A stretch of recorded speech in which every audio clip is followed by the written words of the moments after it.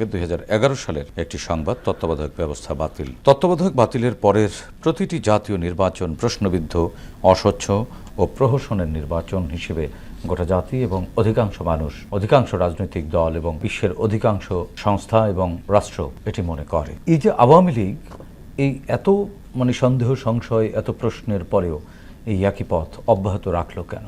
পতিত স্বৈরাচার তারা প্রথম থেকেই তাদের যে কিছু এজেন্ডা ছিল সেই এজেন্ডাগুলো বাস্তবায়ন করার চেষ্টা করেছে। প্রথম আপনার যখন তারা ক্ষমতায় আসলো 1996 সালে, সে সময় তারা এই যে ইনডেমনিটি অধ্যাদেশ যেটা ছিল সেটাকে বাতিল করার জন্য তারা মামলা করে।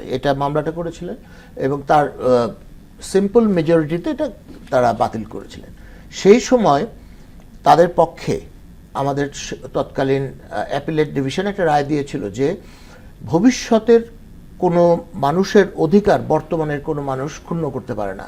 অর্থাৎ আপনি এমন কোনো আইন করতে পারবেন না যেটা ভবিষ্যতের মানুষকে ভোগাবে।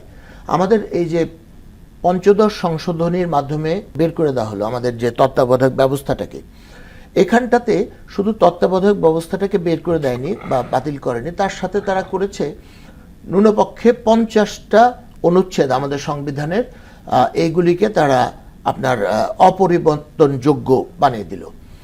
এর মধ্যে আপনার 26টা অনুচ্ছেদ ছিল শেখ পরিবার সংশ্লিষ্ট, আর বাকিগুলো 25-26টা ছিল হচ্ছে আপনার সারা দেশের অন্যান্য বিষয়কে কেন্দ্র করে।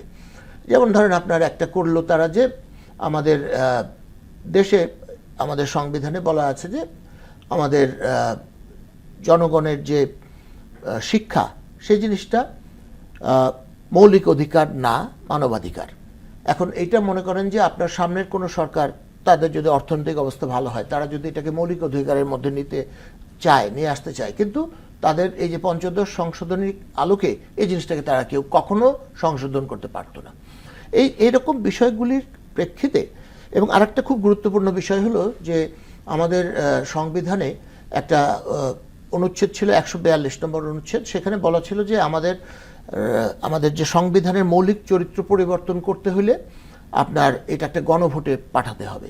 2/3 মেজরিটি দিয়ে এটাকে সাপোর্ট করতে হবে জাতীয় সংসদে, এবং তারপরে এটা রাষ্ট্রপতির কাছে যাবে, তিনি এটাকে গণভোটে পাঠাবেন। গণভোটে যদি এটার সপক্ষে রায় আসে, সেটাকে তখন আইনে পরিণত করা যাবে। কিন্তু আমাদের যে পঞ্চদশ সংশোধনী, এটা আপনার টাচ করেছে আমাদের রাষ্ট্র পরিচালনার মূলনীতি। এই যে অনুচ্ছেদ ছিল সেই সময়কার 8 নম্বর অনুচ্ছেদ, সেটাকে টাচ করলো যে এটা আমাদের পরিবর্তন করে ফেলা হলো, যে আমাদের দেশটা যে আপনার আমাদের মহান আল্লাহ তাআলার প্রতি আনুগত্য এবং এই যে বিষয়গুলো ছিল সেগুলোকে চেঞ্জ করে ফেলা হলো, কিন্তু এটাকে কখনোই গণভোটে পাঠানো হলো না। অর্থাৎ আমরা পঞ্চদশ সংশোধনী যখন জারি করা হলো, সেই সময় এটা জারি করা হলো অবৈধভাবে এবং এটা সংবিধান সম্মত না।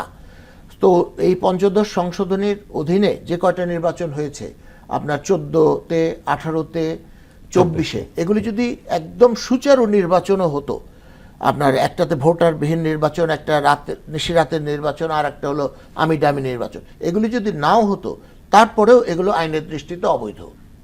কারণ হলো যে এটার যে আপনি যে সংশোধনটা করলেন, ফাউন্ডেশন নাই। এটা অ্যাবসলিউটলি একটা কি ইচ্ছা, স্বৈরাচারী ইচ্ছার বহিঃপ্রকাশ হয়েছিল। সংবিধানকে আপনার অসম্মান করে, সংবিধানের অনুচ্ছেদগুলোরকে ভ্রুক্ষেপ না করে ব্যক্তিগত ইচ্ছার মাধ্যমে তারা এই কাজটা করেছে। সো ন্যাচারাল ওয়েতে এটা অবৈধ।